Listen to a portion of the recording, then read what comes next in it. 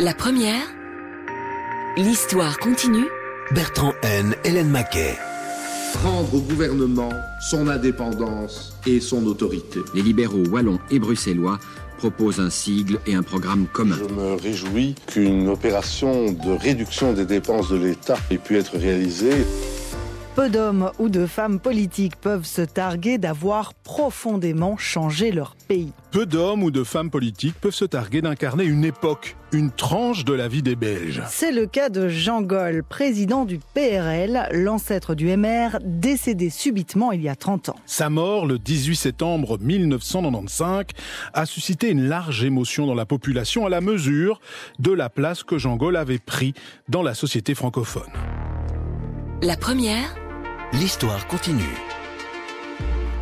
Bonjour à toutes et à tous, bienvenue dans ce nouveau numéro de l'Histoire continue. On évoque donc Jean Gol dans cette émission. Les plus jeunes n'auront peut-être pas entendu son nom ou entendu via le centre d'études du MR, le centre Jean Gol, qui porte donc son nom. Pour les 30 ans de sa mort ce 18 septembre, on s'est dit que ça valait donc la peine de revenir sur la vie de ce personnage, on peut dire hors norme de la politique belge. Oui, hors norme par son parcours politique, sa personnalité et par la place aussi qu'il a prise dans la vie politique belge depuis la fin des années 70 jusqu'à sa mort en 1995.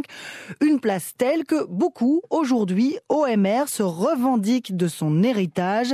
C'est le cas entre autres, de l'actuel président du MR, Georges-Louis Boucher, mais c'est loin d'être le seul. Non, en effet, c'est loin d'être le seul. Ils sont nombreux à se placer dans ses pas. Ce sera l'un des enjeux de cette émission, comprendre quel est cet héritage, comment Jean Gol est peut-être encore présent 30 ans après sa mort, quelque part, par son héritage dans notre vie politique. Pour en parler, il y avait beaucoup de monde possible. On a choisi de le faire avec Louis Michel. Bonjour. Bonjour. Louis Michel. Alors, votre CV est assez long. Ministre d'État, vice-premier ministre, commissaire européen, président des libéraux francophones au moment où Jean Gol était, lui, au gouvernement dans les années 80 notamment. Et on peut le dire, compagnon de route, donc, de Jean Gol dans ces années-là. Petit exercice que je vais vous demander. On va écouter le récit. Donc on va entendre les grandes dates de sa biographie, de sa vie. Mais je vais vous demander de pitcher un peu l'émission, expliquer à quelqu'un qui n'aurait jamais entendu parler de Jean Gol, ou de très loin, pourquoi ça vaut la peine de revenir sur son histoire. Mais parce que, pour ce qui me concerne, par exemple, c'est la première fois que j'ai rencontré une personnalité qui, dans mon imaginaire, représentait le modèle parfait de l'homme d'État. On se plonge tout de suite dans nos archives, on est en 1995.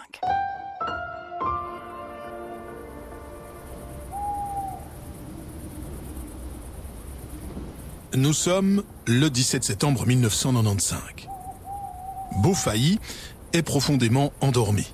Cette petite ville, proche de Chaudfontaine, est située sur les hauteurs de Liège. L'Ourthe et la Vesdre serpentent doucement en contrebas. Les prairies grasses ondulent entre les bosquets. Il est un peu plus d'1h du matin et une ambulance déchire le calme de la nuit.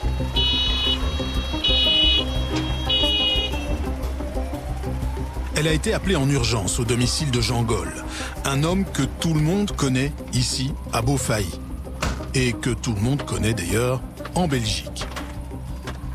Depuis 20 ans, le président du PRL est une figure politique majeure, incontournable et même familière. Mais Jean Gol s'est effondré, comme ça, tout d'un coup, sans prévenir. Il a 53 ans et il gît inanimé au sol. Les ambulanciers l'emmènent sous les lumières bleutées et l'emportent au plus vite à l'hôpital du Sartillement, tout proche. Direction la salle de réanimation. 6 heures plus tard, la nouvelle parvient à la rédaction radio de la RTBF. L'information nous est arrivée il y a quelques minutes à peine. Le président du PRL, Jean Gol, a été hospitalisé cette nuit à l'hôpital universitaire du Sartillement près de Liège. Apparemment, il serait dans un état sérieux. Une dépêche parle d'hémorragie cérébrale, mais pour l'instant, aucune confirmation de son état de santé du côté médical.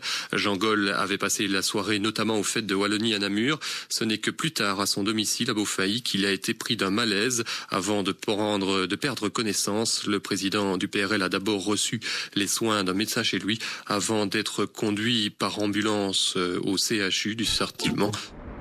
Devant l'imposante verrière du CHU du Sartillement, les journalistes arrivent en nombre. Les amis de Jean Gol aussi, venus aux nouvelles. Interrogés par la presse, personne ne comprend ce qui a pu se passer. À 53 ans, Jean Gol était une véritable force de la nature. Son physique rondouillard dégageait une énergie toujours intacte. Et hier après-midi, il était au Fêtes de Wallonie tout à fait normalement. Puis hier soir, il avait un débat à RTL où il était en pleine forme. Ça s'est terminé vers 8h, nous sommes quittés. Après, il avait un dîner de famille. Puis il est rentré chez lui. Et puis voilà, nous avons appris ce matin ce qu'il était devenu. Il ne marquait aucun signe de fatigue. Absolument aucun signe. Il était véritablement en pleine forme, content, heureux, comme on avait l'habitude de le voir. Tout le monde pressent le pire. Et sur le coup du dimanche midi, les premières informations tombent.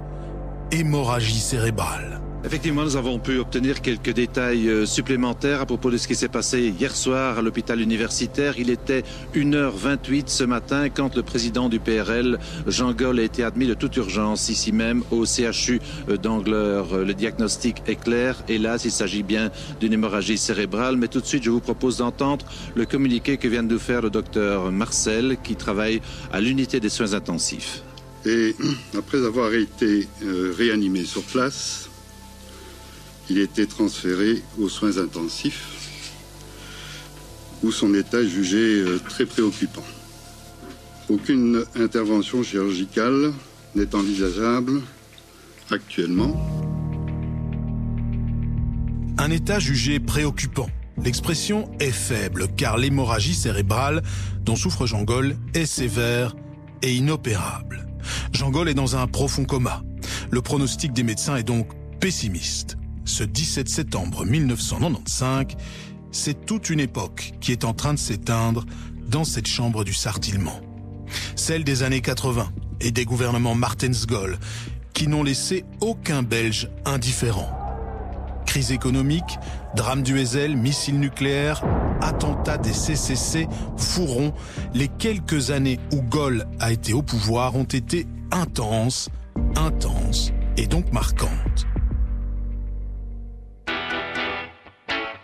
Les années Gol avaient en réalité commencé bien plus tôt, à la fin des années 60, quand Jean Gol, jeune étudiant de droit, s'engage à gauche dans les mouvements régionalistes.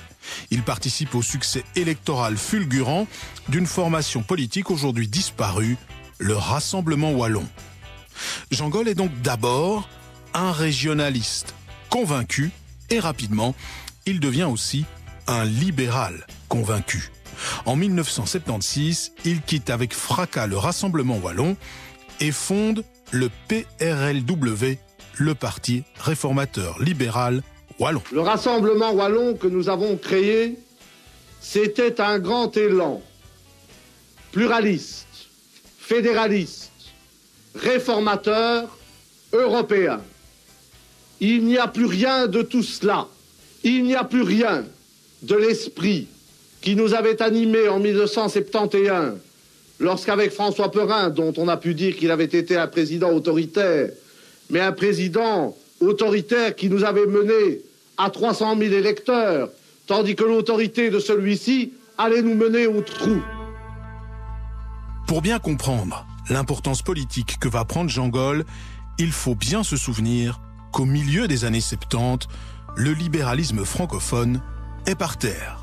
Restés unitaristes, les libéraux ont été incapables de s'adapter à l'évolution vers le régionalisme. Les résultats sont catastrophiques. Le parti perd dans les urnes et éclate façon puzzle. Un puzzle que Jean Gol va patiemment, mais résolument, reconstruire dans une nouvelle formation, le PRL. Depuis les élections législatives de 68 qui mettent fin au rêve unitariste d'Omer Van Oudenhoove, c'est en effet la première fois qu'à des élections législatives nationales, les libéraux wallons et bruxellois proposent un sigle et un programme commun. L'unité retrouvée s'exprime sur les murs de Liège et de Bruxelles. Autour du président, qui est un homme d'action, on retrouve des candidats qui sont des hommes d'État. Le but est d'arriver au changement. Voter utile, c'est ne pas égarer sa voix sur des concurrents proches. Pour l'économique et le social, une recette éprouvée, assez Assez d'impôts, de chômage, de gâchis. Réduire les impôts pour les libéraux, c'est créer de l'emploi. L'énergie de Jean-Gol balaye toutes les autres ambitions sur son passage. En 1980, Jean-Gol, qui n'est donc pas, souvenez-vous, historiquement un libéral, a pourtant réussi le tour de force de prendre la tête d'un nouveau parti libéral unifié. Un message de droite assumé sur l'économie et aussi une affirmation d'autorité. La priorité du parti, c'est de rendre le pouvoir au gouvernement contre les groupes de pression et en particulier les syndicats. Les dirigeants syndicaux, les dirigeants patronaux qui siègent dans toutes ces institutions n'ont absolument pas à se faire remplacer, même tous les 4 ans, comme les parlementaires, n'ont pas à se faire juger sur leurs actes toutes les semaines ou tous les mois, comme les membres du gouvernement dont ils sont le pouvoir permanent. C'est pourquoi, mesdames et messieurs, nous mettons au premier rang de nos mesures pour le changement celle qui consiste à rendre au gouvernement son indépendance et son autorité. Et c'est pourquoi, notamment, nous voulons que le prochain gouvernement, pour mener une politique cohérente, claire, dynamique, en matière économique et financière, soit doté de pouvoirs spéciaux. Nouveau leader, nouveau parti. Le nouveau PRL gagne les élections de 1981 et monte au pouvoir avec les sociaux-chrétiens. Jean-Gol devient vice-premier ministre et ministre de la Justice dans les fameux gouvernements Martens-Gol. Des gouvernements qui ont marqué l'histoire du pays et d'abord sans doute par le tournant pris en matière de politique sociale et économique. Un tournant inspiré du libéralisme de Margaret Thatcher en Angleterre ou de Ronald Reagan aux États-Unis. Jean-Gol assume une politique d'austérité pour réduire le train de vie de l'État. Je me réjouis qu'une opération de réduction des dépenses de l'État sans précédent ait pu être réalisée, et ceci sans un franc d'impôt nouveau, sans cotisation sociale nouvelle et sans toucher les travailleurs actifs du secteur privé et sans prendre non plus de mesures générales sur l'ensemble des travailleurs de la fonction publique. Ce sont donc essentiellement des mécanismes de dépenses qui ont été mis en cause et je crois que c'est effectivement sans précédent. Dans le cadre des mesures budgétaires qui ont été décidées. Mais il est évident que ce sont là des contraintes que nous n'avons pas fixées, qui nous sont imposées par les réalités. La faillite de l'État, c'est la faillite pour tous les citoyens. Ministre de la Justice, Jean-Gol incarne aussi dans les années 80 un tournant sécuritaire. Jusqu'ici peu discuté, la hausse de l'immigration devient sujet de controverse. La loi Gol suscite d'intenses discussions, puisqu'elle limite le nombre d'étrangers autorisés à s'installer dans certaines communes, comme Molenbeek ou Schaerbeek. Jean-Gol doit se défendre d'accusations de xénophobie. Il faut vraiment ne pas voir la lumière en plein jour pour ne pas se rendre compte que dans certaines communes déterminées, un faisceau de problèmes convergents, à savoir, je le répète, des finances détériorées, un habitat vétuste, des infrastructures insuffisantes et une population étrangère mal adaptée ou mal intégrée, provenant souvent de pays lointains dont les mœurs sont fort différentes des nôtres, risque de provoquer des situations et des mélanges détonnants. Et l'ensemble des mesures que je prends, loin d'être xénophobes, vise précisément à empêcher que dans notre pays se développe une vague de xénophobie en canalisant un certain nombre de phénomènes et en évitant précisément que désormais ils puissent être exploités par des démagogues. Comme ministre de la Justice, Jean-Gol imprime sa marque, celle de l'autorité et de la fermeté. Et il faut dire que la décennie 80 sera particulièrement violente. Bonsoir. Un seul mot pour qualifier la double tuerie d'hier soir dans le Brabant, l'horreur. L'horreur et aussi un certain sentiment d'impuissance devant autant de violences gratuites. Je vous rappelle brièvement les faits. Hier, peu après 20h, 3 gangsters, des hommes masqués, braquent le super de l'Est de Braine-l'Alleud. Ils tuent 4 personnes. 20 minutes plus tard, même scénario, toujours dans un Deleuze, mais à Overijse. Il s'agit vraisemblablement de la même bande, là aussi 4 morts, dont un enfant de 12 ans qui jouait à vélo sur le parking. Les tueries du Brabant, puis les attentats des CCC et enfin le drame du Heysel. Au niveau sécuritaire, malgré les discours, les autorités belges sont débordées, il faut bien le dire. Jean Gol, ministre de la Justice, pointe alors la responsabilité du ministre de l'Intérieur, le PSC, Charles Ferdinand Nothomb. Il lui demande de démissionner après la catastrophe du Heysel. Celui-ci refuse. Jean Gol en tire les conséquences et remet sa démission en juillet 85. Vous savez, j'ai lu dans un journal de ce matin, lorsque l'on fait appel à la conscience des autres, il faut aller au bout de la sienne. Et vous avez estimé maintenant que c'était le geste qu'il fallait accomplir en allant au bout de votre conscience? Je pense. Votre démission risque d'ouvrir une crise politique. Moi, je souhaite que le gouvernement se maintienne, mais il me semble que ce qui s'est passé samedi pour la démocratie devait être acheté. Cas de conscience sincère ou manœuvre politique pour fragiliser son partenaire et adversaire à droite? Sans doute un peu des deux.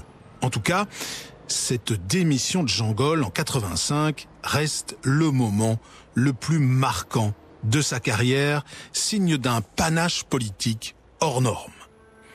En tout cas, Martens Gol rempile après cela pour 2 ans. Puis en 88, c'est la défaite et l'opposition. Un coup dur pour Jean Gol qui s'efface de la vie politique avant de revenir dans la course en 1992 à la présidence de son parti qu'il remporte. Il lance alors une refondation idéologique, associe le PRL au FDF à Bruxelles et renoue enfin avec la victoire aux élections de 95. Victoire, mais toujours opposition. Jean Gol ne parvient pas à briser l'isolement des libéraux. C'est un peu tout ça, à toutes ces images, que pensent sans doute les Belges qui apprennent ce dimanche 17 septembre 1995 que Jean Gol est entre la vie et la mort à l'hôpital. Et le lendemain, le 18, l'annonce tombe, Jean Gol est mort.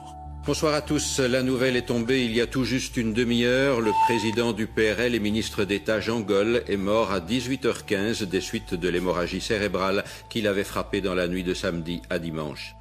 Le décès de Jean Gol suscite bien sûr une profonde émotion dans son parti, mais aussi plus largement dans la classe politique, gauche ou droite confondue.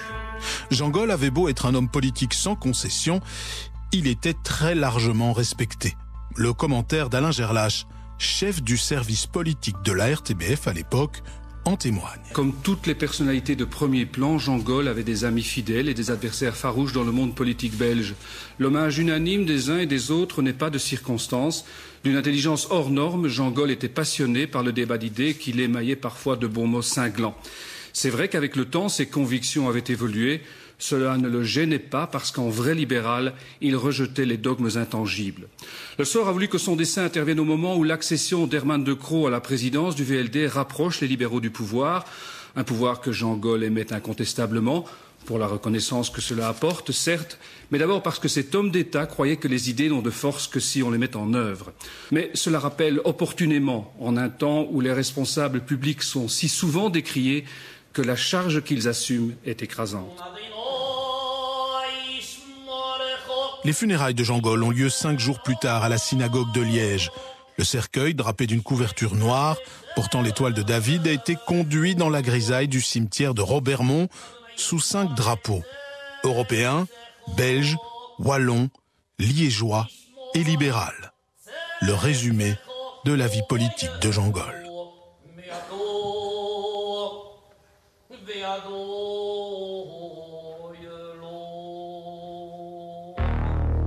La première. L'histoire continue. On évoque donc la vie et la carrière de Jean Gol, ministre d'État, président du PRL, décédé subitement en 1995, avec Louis Michel, qui est notre invité aujourd'hui. Peut-être d'abord, Louis Michel, le dernier souvenir que vous avez de lui, la dernière fois que vous lui avez parlé.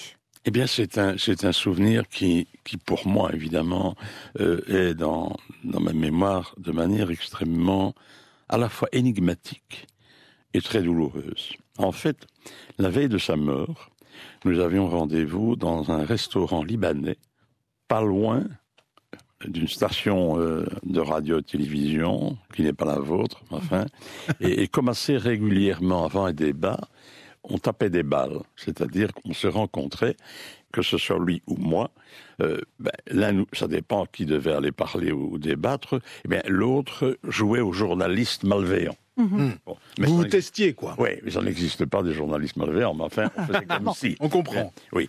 Et donc, la veille, nous étions à ce restaurant, avec d'ailleurs son attaché de presse, Francis Burstin, puisqu'on préparait ce débat. Et j'avais trouvé d'ailleurs qu'il mangeait, parce qu'il était quand même extrêmement gourmand. Il était gourmet, mais aussi gourmand. Vous aussi à l'époque. Moi aussi, oui. Bon. Vous imaginez bien. Donc c'était encore une raison d'être proche. Et alors, je trouvais qu'il mangeait vraiment, mais de la nourriture très grasse. Et je lui ai dit, comme ça, mais en parlant. Alors, évidemment, il avait les répliques faciles, pour moi, une disait, oui, tu peux parler, enfin, soit. Et il appuyait continuellement sur le creux de l'estomac, ici. Bon. Et ça, les derniers jours, j'avais remarqué ça. Mais on ne prenait pas attention à ça. Bon. Quand ça a été terminé, on est sortis ensemble, lui est allé vers sa voiture. Et à un moment donné, il s'est arrêté, il s'est retourné, et il est revenu vers moi, et il m'a fait une accolade en disant on s'aime bien quand même, parce qu'il faut dire qu'on avait quand même de temps en temps des petits accrochages. Bon. Et il n'avait jamais fait ça. C'était pas quelqu'un qui exprimait ses sentiments à l'égard de quelqu'un d'autre. Il était plutôt pudique. Même si il avait parfois des grands gestes d'empathie, notamment quand on était à une bente, à une table, etc. Enfin bon. Et donc ça vous a marqué qu'il ait eu ce geste la veille de sa mort? Oui, ça m'a marqué parce que c'est la dernière fois, c'est la toute dernière fois où malheureusement je l'ai vu. Bien important. Alors ce qui est assez marquant, on l'entend à la fin du récit, c'est l'unanimisme quasiment du monde politique belge, à gauche comme à droite, au moment de la mort de Jean Gol. Alors c'est vrai que Brassens disait, les morts sont tous des braves types. Évidemment, quand quelqu'un meurt subitement, à 53 ans, c'est normal qu'il y ait de l'émotion. Mais il est vrai que c'est quand même étonnant, et c'était assez sincère. Il y avait beaucoup de socialistes, d'autres politiques non libéraux qui sont venus à ses funérailles. Comment vous l'expliquez qu'il ait pu réunir alors qu'on voyait qu'il était aussi parfois polarisant, comme on dit aujourd'hui? Mais je dois vous dire que moi j'ai vécu en permanence toute cette période avec Jean Gol de manière très proche évidemment, et je peux vous dire que même quand il y avait de gros débats et même parfois des débats clivants, il a toujours eu une relation avec les adversaires politiques qui était fondée sur leur respect vis-à-vis de lui. Mais il le rendait aussi. Je veux dire que c'était une époque, je dois d'ailleurs dire, où j'ai peur de dire ça parce que c'est un propos de vieux, mais très honnêtement, c'était une époque où il y avait une sorte de solidarité des pairs. On faisait partie d'une communauté politique et on vivait dans le fond déjà à cette époque-là les mêmes problèmes, les mêmes questionnements, les mêmes frustrations, les mêmes sentiments de ne pas être compris, etc. Et il y avait une sorte de solidarité de classe politique, et on se parlait. Moi, je me rappelle, un jour, j'ai vu Jean Gol dans un débat au Parlement, extrêmement brutal, extrêmement violent, et Coll avait quasiment insulté. Et puis je vois ces deux types qui sortent. Ils vont l'un vers l'autre et ils commencent à parler. Ils continuent à discuter, mais ça s'apaise. Et puis on a l'impression d'avoir deux potes qui parlent ensemble. Donc très honnêtement, ce n'est pas parce c'est pas la mort qui a inspiré ce sentiment unanime de respect. Non, c'était déjà comme ça avant. Vous racontiez à l'instant une personne qui pouvait avoir des propos extrêmement forts, une vraie figure d'autorité, comme on l'entendait dans le récit, figure de leader. Est-ce que dans les coulisses, il était vraiment comme ça, ou est-ce que c'était quelqu'un qui avait aussi ses tourments, ses angoisses? Ah non, ça, Jean Gol, c'était un angoissé. Il était angoissé en permanence. Ça le conduisait d'ailleurs à une forme de méfiance, souvent injustifiée, à l'égard de certains interlocuteurs. C'était quelqu'un qui était extrêmement soucieux de la loyauté, par exemple, qui lui-même était loyal. C'est un homme qui respectait sa parole. Je n'ai jamais vu Jean Gol tricher dans un accord qu'il avait pris avec un adversaire. C'était un négociateur redoutable et très dur. Mais il était totalement respectueux, il savait loyal, quoi. Ah, totalement, oui. Et mais c'est important quand même d'ouvrir cette petite voie-là. Jean Gol était un homme, à certains moments, joyeux. Il était même parfois truculent. C'est un homme qui adorait. Beaucoup d'humour. Oui, l'humour terrible. Parfois un humour assassin, mais c'est un homme qui adorait la vie. C'était vraiment un épicurien. Il adorait manger, il adorait chanter. Par exemple, en bout de repas, parfois, moi j'ai assisté à Jean Gol qui chantait toutes les chansons d'étudiants comme un potache. C'était quelqu'un de... Ça tranche avec l'image du ministre de la Justice pendant la crise des CCC. Oui, non, évidemment. C'était un homme extrêmement ouvert sur les autres et tout à fait aussi passionné. C'était d'ailleurs, juste petit, je le trouvais aussi, c'était un romantique. C'était vraiment un romantique. D'accord. Un sentimental. Alors voilà, ça c'est sur la personnalité, peut-être un peu la vie de Jean Gol aussi, mais maintenant on va parler de l'héritage politique, si vous le voulez bien, Louis Michel. Et d'abord, peut-être si on reprend la biographie de Jean Gol, son engagement initial dans le mouvement régionaliste wallon, qui a évolué dans la défense au cours de sa vie politique, plutôt dans la défense des francophones de Belgique, wallons et bruxellois, avec un concept qui est quand même un peu resté, mais qu'on n'entend plus tellement aujourd'hui, celui de nation francophone. On l'écoute, Jean Gol, en 1993, face à Gérard Deprez, qui est alors président du PSC. Il faut avoir conscience que du côté flamand, ce n'est pas une petite minorité, c'est pas 30%, c'est la grande majorité. Alors je dis, devant cette situation, si les Flamands se préparent à faire ça, qu'allons-nous devenir, nous, francophones? Et je dis que dans ces circonstances-là, le devoir de ceux qui représentent les francophones, c'est de réaliser le maximum de solidarité et d'union entre les Bruxellois francophones et les Wallons. C'est-à-dire qu'il y a un bloc contre les autres. Mais évidemment, nous sommes en état de légitime défense. C'est ce que M. Deprez, qui l'a déjà dit à plusieurs reprises, mais qui semble l'avoir oublié, devrait comprendre aujourd'hui. Mais... Nous sommes en état de légitime défense, et à ce qui est devenu un nationalisme flamand, il faut opposer une prise de conscience francophone pour se défendre sur pied d'égalité. Oui, mais c'est pas un autre nationalisme. Mais pourquoi pas? Le nationalisme n'est pas toujours négatif. Oui, tous les nationalismes d'émancipation sont positifs. Bon, un nationalisme d'émancipation, mais nationalisme francophone, ça c'est quand même un discours qu'on n'entend plus tellement. C'est vrai dans tous les partis. D'ailleurs, aujourd'hui, le succès est à l'unitarisme, que ce soit au PTB, au MR, chez Écolo, même au PS, il y a encore quelques régionalistes. Mais bon, alors, comment vous expliquez cet engagement? D'abord, il faut noter une évolution absolument incroyable de Jean Gol, qui au départ est un régionaliste. Pur jus. Wallon. Pur jus. D'ailleurs, il a été un des premiers à écrire d'ailleurs un travail assez remarquable qui m'avait séduit chez lui et qui a fait que, tout en étant libéral pur jus depuis toujours, j'étais un des plus fervents défenseurs de cette association. Je l'avais été le voir et l'écouter à Wavre, il n'était pas encore chez nous, comme je le dis, mais enfin soit, et je l'avais vraiment trouvé épatant. Ouais. En fait, ça collait totalement à ce qu'on pouvait ressentir. Ça s'appelait le redressement wallon, il était d'ailleurs secrétaire d'État à l'économie régionale wallonne. Et donc à l'époque, il était régionaliste. Il a assez rapidement d'ailleurs, il est devenu, dans le fond, un tenant de la communauté française, et il parlait, moi je l'ai entendu parler qu'il fallait absolument un patriotisme francophone.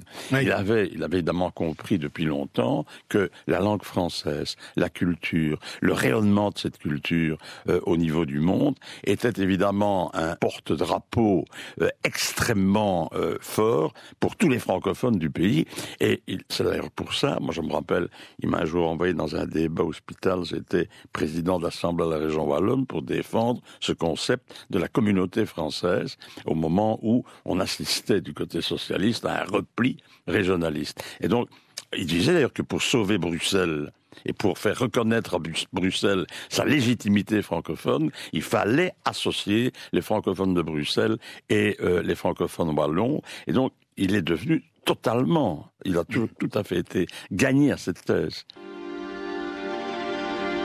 La première, l'histoire continue.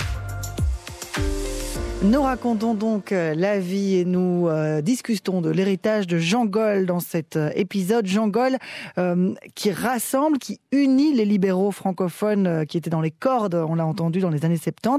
Il gagne les élections, il se hisse au pouvoir. Il va vraiment donner une nouvelle colonne vertébrale aux libéraux ? Ah oui, depuis quand même certainement 10-15 ans, le Parti libéral avait ceci de très particulier, c'est qu'il développait un comportement et une attitude politique en permanence défensive. On avait l'impression qu'ils se sentaient coupables, on ne sait pas trop bien quoi, donc ils étaient complètement marqués par la dénonciation ou les accusations de droite, de partis des riches, etc., qui ne correspondait pas à la réalité, mais on était caricaturé comme ça. Et il y avait personne, dans le fond, qui répliquait de manière convaincue de son propre message. Et donc, c'était une grosse faiblesse. Et ce que lui a fait, ce qui est incroyable, parce que venant d'origine politique tout à fait différente, il a quand même rendu une sorte de fierté, d'affirmation de conviction libérale, de manière très forte. Je ne veux pas sauter du coq à l'âne, mais pour ce qui concerne notamment, ça a été dit très justement d'ailleurs, par son rôle de ministre de la Justice, notamment au niveau de la migration, etc., quand j'entends ce qu'on dit aujourd'hui, il faut quand même bien dire qu'il avait senti venir les problèmes. C'était ça aussi. Il était tout le temps en anticipation. Et les discussions qu'on avait avec lui, c'est un homme qui ne regardait pas jusqu'à 5 mètres de son pif. Il allait beaucoup plus loin. Il était inscrit dans, je crois que c'est Magnette qui a utilisé le terme dernièrement, il était inscrit dans le concept du temps long.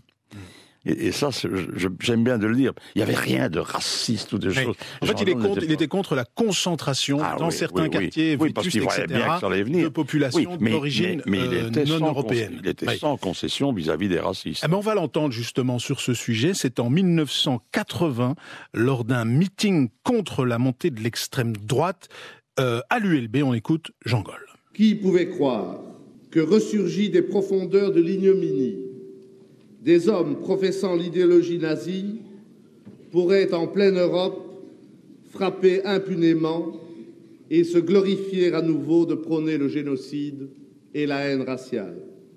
Ces actes et cette pensée sont le fait de très petits groupes, sans prise et sans influence directe sur la population, qui, dans son énorme majorité, rejette avec horreur de tels comportements. Il est donc encore temps d'étouffer dans l'œuf ces mouvements. On ne peut prendre des gants avec les néo-nazis. Voilà, donc un message ferme pour se démarquer de l'extrême droite. Jean Gol, à ce moment-là, c'est quand même aussi un marqueur pour les libéraux. On va jusque-là, mais pas plus loin. Oui, c'est vrai, mais il a été évidemment une force d'inspiration assez exceptionnelle. On n'a pas parlé de ça, mais je pense que c'est important de le dire. C'était aussi un homme de compagnonnage. Jean Gol n'aimait pas être seul.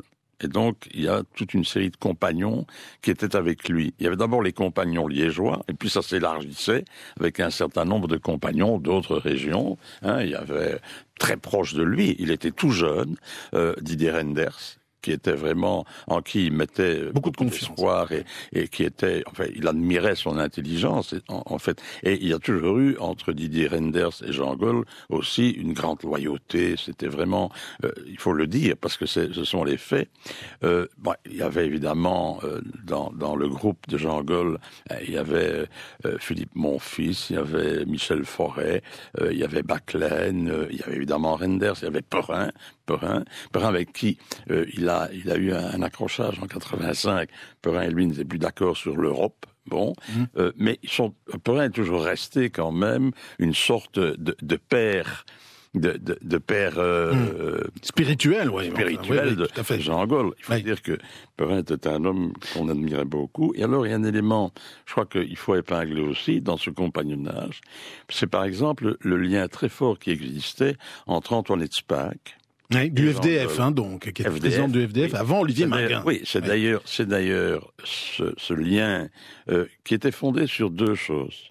Sur cette idée francophone et qui était fondée aussi sur une conviction atlantiste. Ouais.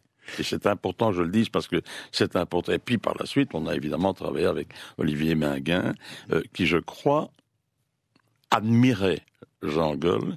Et la disparition de Jean Gol a probablement bouleversé, si vous voulez, l'évolution de la relation. D'accord. Alors, j'aimerais revenir sur l'héritage de Jean Gol aujourd'hui au mouvement réformateur. Il y a beaucoup, en fait, de libéraux aujourd'hui qui se réclament de Jean Gol. Vous-même, d'ailleurs, par exemple, vous vous réclamez de Jean Gol. Il y a notamment l'actuel président du MR aussi, Georges Boucher, qui le dit beaucoup dans ses interviews, se réclamer de Jean Gol.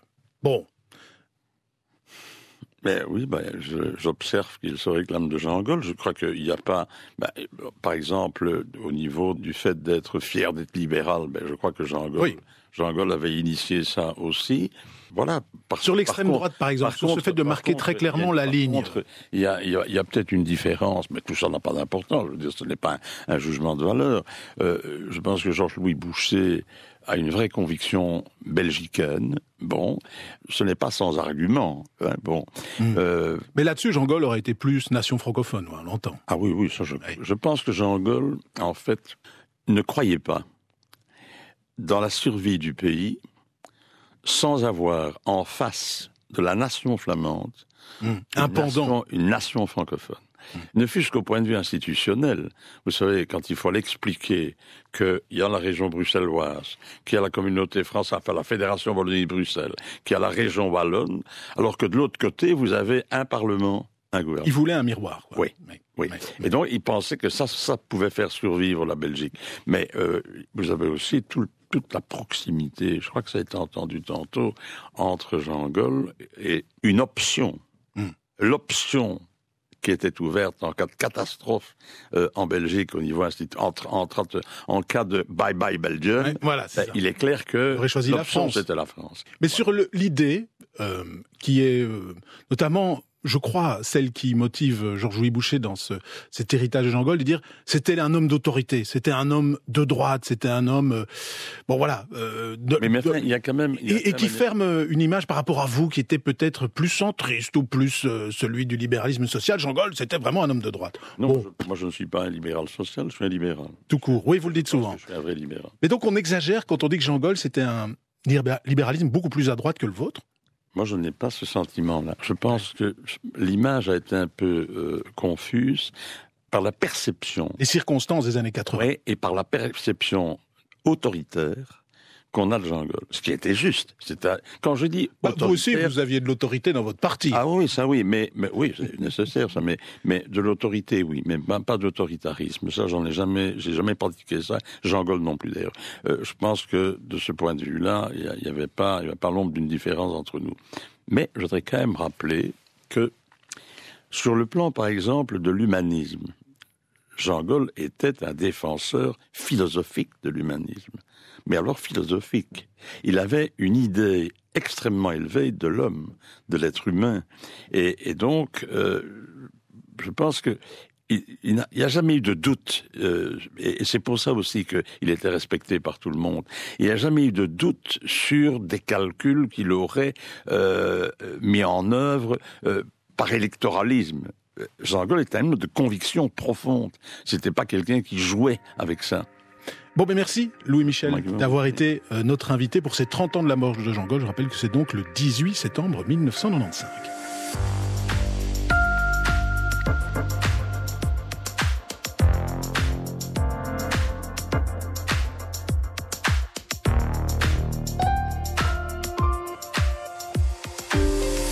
Raconter le passé pour éclairer le présent, c'est ce qu'on fait dans l'Histoire continue. Avec les archives de la Sonuma, une émission réalisée par Jonathan Remy, coordonnée et préparée par Émilie Malice.